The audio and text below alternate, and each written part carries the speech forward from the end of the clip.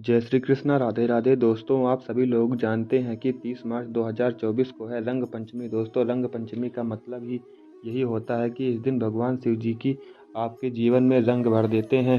अब दोस्तों, रंग पंचमी के दिन आप लोगों को भगवान शिव जी को प्रसन्न कैसे करना है, देखो होली से लेकर रंग पंचमी के दिन पूरे दिन होली ही होती है। और दोस्तों, इन दिन आपको भगवान शिव जी को आसानी से प्रसन्न कर सकते हैं, लेकिन विशेष रूप से जो दिन होते हैं वह होली के दिन होता है और रंग पंचमी के दिन होता है। तो होली के दिन अगर आप भगवान शिव जी को प्रसन्न नहीं कर पाए तो आपके पास एक बहुत ही बड़ा और दूसरा मौका है, जो कि साल में केवल सिर्फ एक बार आता है।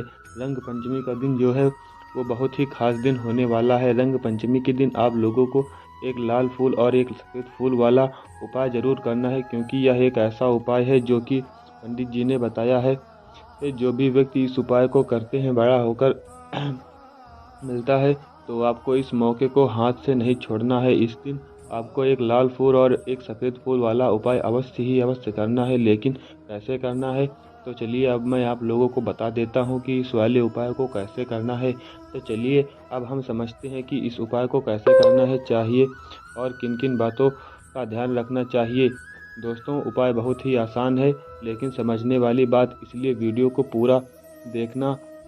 और सबसे पहली चीज़ हम लोग समझते हैं कि एक लाल और सफ़ेद फूल वाले उपाय को कब करना है चाहिए। तो हम लोग पहले भी बताया है कि यह उपाय आपको 30 मार्च रंग भरी पंचमी के दिन करना चाहिए। अब बात कर लेते हैं इस उपाय को किसको करना चाहिए। देखिए, यह उपाय यदि परिवार का एक सदस्य भी करता है तो उसका फल पूरे परिवार को मिलता है। इसीलिए आपके परिवार का कोई भी मुख्य बड़ा सदस्य इस उपाय को करे, और यदि इस उपाय की माताएं बहनें करेंगी तो इस उपाय को भगवान शिव जी बहुत जल्दी प्रसन्न हो जाते हैं। तो आपके घर में जो बड़ी माता हैं, बहनाएं हैं, वह इस उपाय को अवश्य करें। तो चलिए अब हम इसे समझते हैं कि यह उपाय करने के समय यहाँ पर हम आप लोगों को बता दें कि यह जो उपाय है हमें रंग पंचमी के दिन प्रदोष काल में आपको करना है। और यदि आप चाहते हैं इस उपाय को आप सुबह के समय भी कर सकते हैं, लेकिन मुख्य रूप से इसका जो समय है वह शाम का समय ही है, जो कि प्रदोष काल का समय होता है। आप लोग कोशिश करना कि इस उपाय को शाम को 6 बजकर 7 बजे के बीच में अगर आप इस उपाय को कर लेते हैं तो दोस्तों, चलिए अब इस बात को समझते हैं कि इस उपाय को हमें कैसे करना है। इस उपाय को करने के बाद आपके जीवन में बहुत सी खुशियां आएंगी, आपकी मनोकामनाएं पूर्ण होंगी, आपकी धन की समस्या दूर होगी, आपकी पैसों की समस्याएं दूर होंगी। तो यदि आपके जीवन में इसी तरह का कोई समस्या चली आ रही है, पैसे से जुड़ी कोई समस्या हो सकती है, मनोकामना से जुड़ी कोई समस्या हो सकती है, तो खत्म हो जाएगी। आप इस उपाय को कर सकते हैं। तो ये यह हो गई इस उपाय को करना क्यों है। अब आप लोगों को बताते हैं कि करना कैसे है, लेकिन उससे पहले आप लोगों को यह जानना आवश्यक है कि इस उपाय में आपको क्या क्या सामग्री लेना है। तो देखिए, उपाय का नाम एक लाल फूल और एक सफ़ेद फूल वाला उपाय है। तो दोस्तों, इस उपाय में कुल मिलाकर 4 सामग्री लेनी है, जो कि पंडित जी ने खुद बताया है। सिहोरे वाली कथा में बताया था सिर्फ 4 सामग्री चाहिए, जिसमें से सबसे पहली सामग्री एक बेलपत्र, दूसरी चीज़ है एक समी पत्र, तीसरा चीज़ दोस्तों एक लाल फूल, जो उपाय का नाम है। अब यह लाल फूल कौन सा लोगे। देखो, शिवलिंग के ऊपर जो लाल फूल चढ़ाता है उनमें से कोई भी एक लाल फूल पसंद कर लेना है और कहीं से तोड़कर या कहीं से खरीद कर के ले आना है। और जो चौथी सामग्री है वह एक सफ़ेद फूल का विशेष रूप से ध्यान रखना है। सफ़ेद फूल शिवलिंग पर चढ़ता है तो सिर्फ वही सफ़ेद फूल लेकर आना है। बेलपत्र, समी पत्र, लाल पत्र और सफ़ेद फूल, इन सामग्रियों को आपको ले लेना है। और लेते समय एक बात का ध्यान रखिए कि सामग्री आप ले रहे हैं तो वह सामग्री कहीं से भी खंडित नहीं होनी चाहिए। खंडित का मतलब क्या होता है दोस्तों। खंडित का मतलब कहीं से भी सामग्री मतलब फूल और पत्तियां कहीं से भी कटी फटी नहीं होनी चाहिए, खंडित नहीं होनी चाहिए। तो दोस्तों, इन सामग्रियों को जुगाड़ करने के बाद आपको 30 मार्च रंग पंचमी के दिन प्रदोष काल में या सुबह के समय जब भी आप इस उपाय को कर सकते हैं, जब भी आपके पास समय हो, तो इन चारों सामग्रियों को लेकर चले जाना है आपको शिव मंदिर। तो यहाँ पर आपको इस बात का ध्यान रखना है, भगवान शिव जी को प्रसन्न करने के लिए जा रहे हो, अपनी मनोकामना पूर्ण करवाने के लिए जा रहे हो। जैसे सुबह के समय अगर आप उपाय कर रहे हो तो एक लोटा जल लेकर जाना है। लोग प्रतिदिन शिव जी के मंदिर जाते हैं, पूजा अर्चना करते हैं, जल चढ़ाते हैं, फूल बेलपत्र चढ़ाते हैं। वह अपनी पूजा अर्चना वैसे करनी है। उसके बाद आपको यह उपाय करना है। और अगर आप इस उपाय को शाम के समय कर रहे हैं, प्रदोष काल में कर रहे हैं, तो आपको एक घी का दीपक अवश्य लेकर जाना है और शिव जी का पूजन अर्चना करके उसे दीपक को जला देना है। उसके बाद आपको यह वाला उपाय करना है। तो दोस्तों, अगर आप यह जो दीपक आप लोग ले जा रहे हैं वह दीपक होना चाहिए और उसके अंदर जो डालोगे वह गोल बत्ती का दीपक होना चाहिए और साथ ही साथ शुद्ध देसी गाय का देसी घी होना चाहिए। आपको उस दीपक में डालना चाहिए। दोस्तों, यहाँ पर आपकी सारी तैयारियाँ हो चुकी हैं। अब आप लोगों को उपाय करना है, लेकिन कैसे करना है चलिए बता देते हैं। यह उपाय आपको करना है कैसे, तो सबसे पहले आपको इस उपाय को करते समय शुद्धता का विशेष रूप से ध्यान रखिएगा। सुबह कर रहे हो तो भाई सुबह तो आपका स्नान करके जाना है। बाकी शाम को कर रहे हो तो शाम को तो मात्र मुंह धोकर भी आप लोग इस वाले उपाय को कर सकते हो। कोई दिक्कत वाली बात नहीं है। उपाय को पूरी सामग्री तैयार करके पूजा सामग्री लेकर आपको भगवान शिव के मंदिर पहुंचना है, जो आपके घर के पास में हो। पर आप लोगों को पहुंच जाना है और जैसे ही आप भगवान शिव जी के मंदिर पहुंचते हो, पहले आपको भगवान शिव जी की पूजा अर्चना करनी है। पूजा अर्चना कैसे करोगे?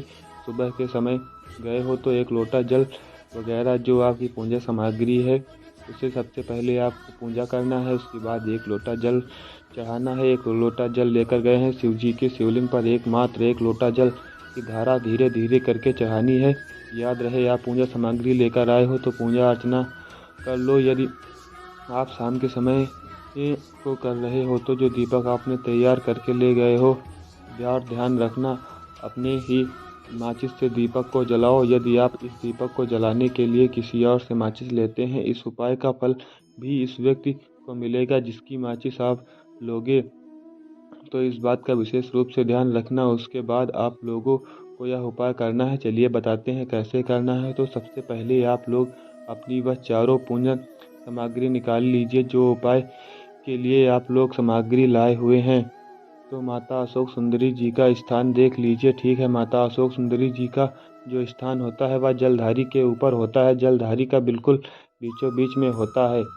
आप लोगों ने देखा भी होगा शिवलिंग की जलधारी होते हैं। जलधारी के बिल्कुल बीचों बीच का स्थान होगा वह माता अशोक सुंदरी जी का स्थान होगा, क्योंकि यहीं पर हमें यह उपाय करना है। सबसे पहली चीज़, अब हम उपाय को करना शुरू करते हैं। आप सबसे पहले अपनी एक बेलपत्र उठा लो। एक बेलपत्र को आपको माता अशोक सुंदरी जी के स्थान पर सबसे पहले समर्पित कर देना होगा। बेलपत्र की डंडी का मुख होगा जलधारी की तरफ, यहाँ से जल नीचे गिरता है। उसके बाद में आपकी एक समी पत्र उठा लो। आप उपाय के लिए लेकर आए हुए वो एक समी पत्र को उठाकर उसकी भी जो डंडी का भाग होगा वह जलधारी की तरफ ही रहेगा। जहाँ से जल नीचे की ओर गिरता है उस तरफ करके और पत्ती वाला भाग शिवलिंग की तरफ करके इस समी पत्र को भी उसी बेलपत्र के ऊपर आपको समर्पित कर देना। ठीक है। फूल जो आप उपाय के लिए लाए हैं वह फूल लेकर आए हुए हैं। इस लाल फूल को खिला हुआ भाग आपको, चाहे वो गुलाब का फूल हो, चाहे कोई सा भी फूल हो, चाहे गुड़हल का फूल हो, शिवलिंग पर चढ़ता हो, उस फूल का जो खिला हुआ भाग है उस भाग